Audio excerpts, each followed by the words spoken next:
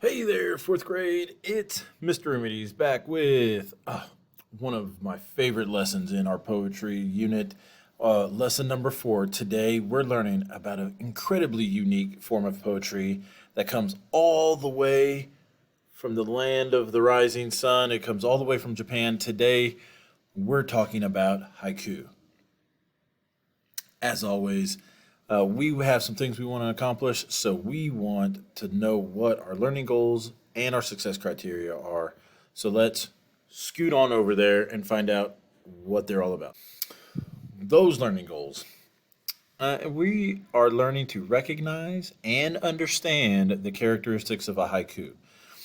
Right? And along the way, we want to make sure we hit some ideas that can kind of help us know that we are achieving our goal.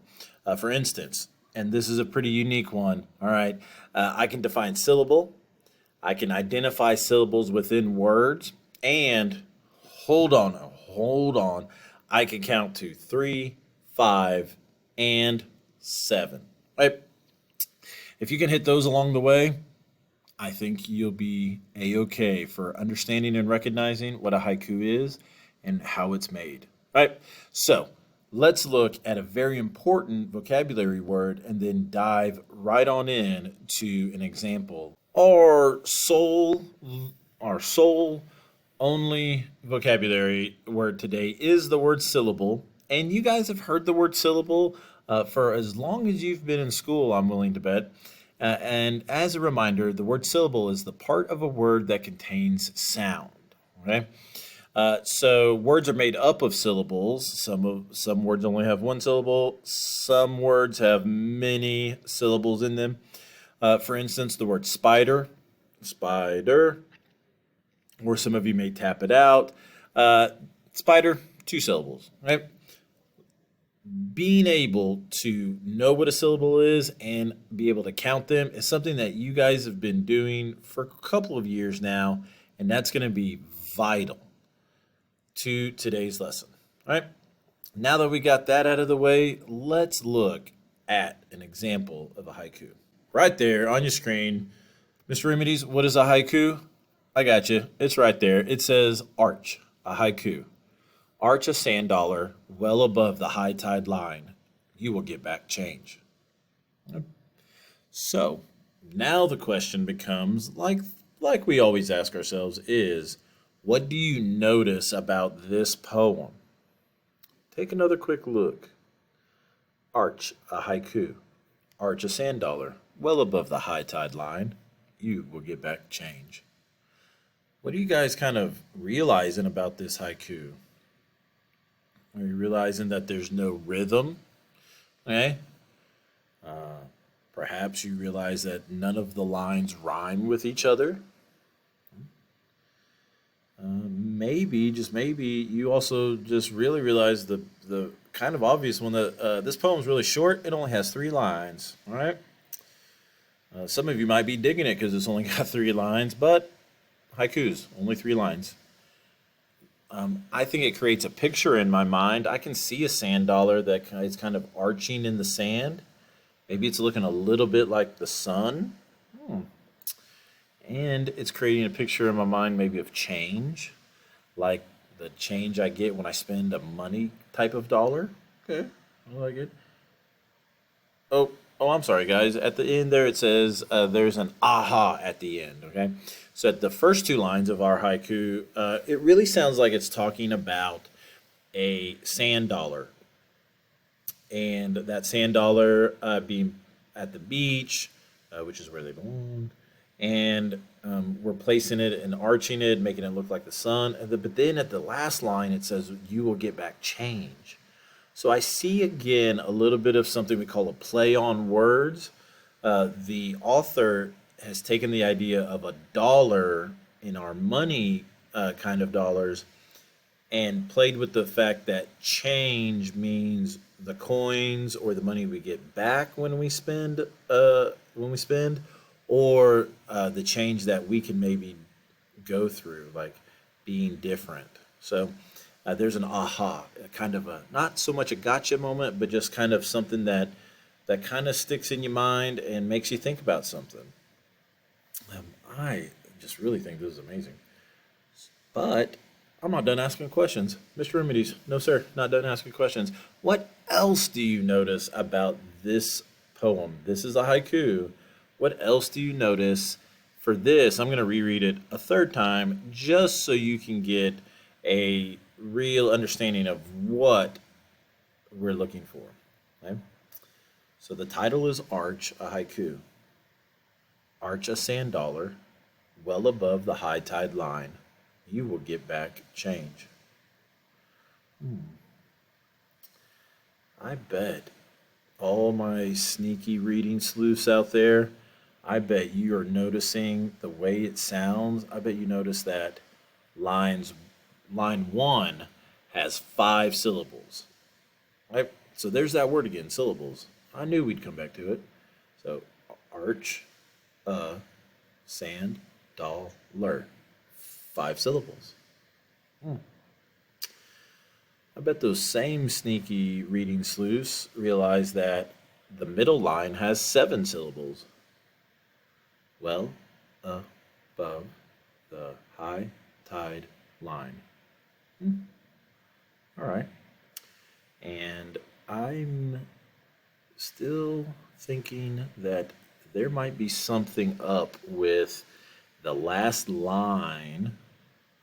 Maybe I should look at the number of syllables in that last line. What do you guys think out there across Conference Cove, Texas? I bet you're counting those syllables right now, and I bet you realize that line 3 has 5 syllables. You will get back change. So, we've really noticed that a haiku has some very specific characteristics. When we add all these syllables up, we have 17 total syllables. Those syllables are divided between a 5-7-5 pattern among the 3 lines. All right. Pretty unique, isn't it, guys? Yeah, I really dig this. This seems pretty awesome, pretty challenging, and kind of inspirational. Okay. So let's look at what a haiku is. We've just used a great example. Very simple. Haikus are an ancient Japanese form of non-rhyming poetry that creates a picture and conveys emotion. Right?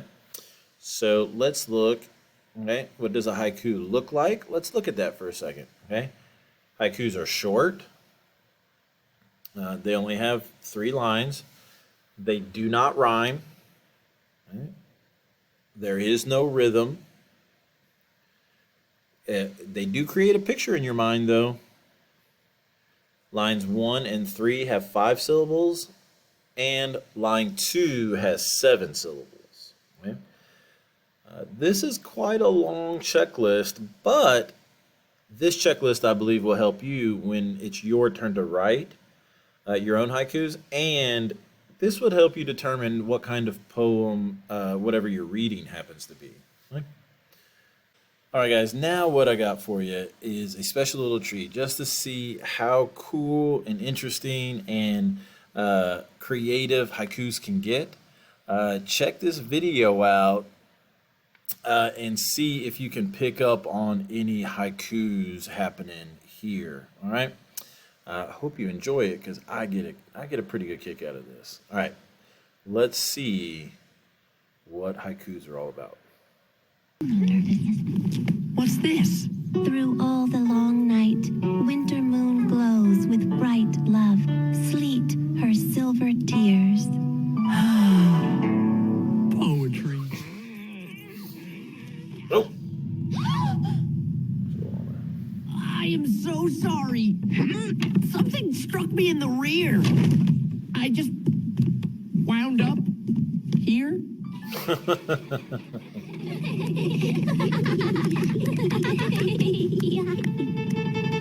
7, then 5 syllables mark a haiku.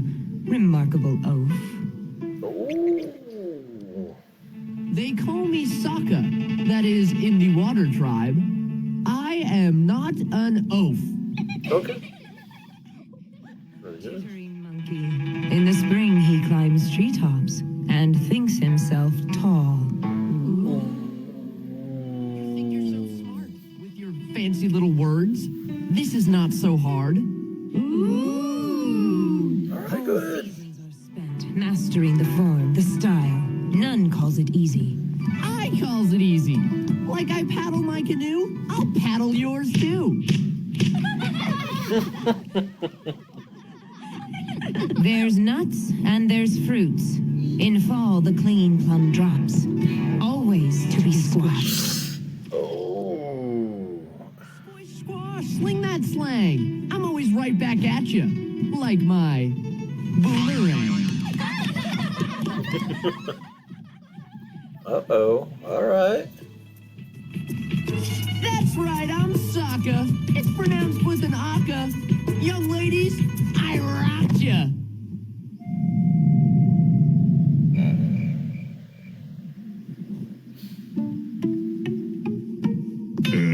That's one too many syllables there, bub. Oh. Sorry for you. Poetry. All right, man. Looks like haikus are serious business in ancient Japan. Now, in this particular clip, you heard some rhyme. I think that was the animator and the writer's choice, just to kind of make it a little bit more modern. But you could definitely see where haikus maybe were used as ancient forms of battle raps. I like to think so. If not, the animators did a wonderful job. All right, serious business this haikus were, though. And so, now that we got that little fun clip out of the way, let's move on to a review. So, as this review goes down, remember that there are many types of poems, and we've been studying a lot of those recently, but one type of poem is the haiku. Haikus have definite form and shape, okay? So remember, line 1, 5 syllables, okay? Not 5 words, 5 syllables. Line 2, 7 syllables. Line 3, 5 syllables, all right? Man, I think haikus are so interesting because of that 5-7-5 form. I think they can be incredibly creative, and I think that they're just amazing pieces of poetry and pieces of writing. And so I've been so excited to bring this to you. I just really enjoy this. So I've been Mr. Remedies. You've been awesome all across Copper's Cove, and we will see you next time.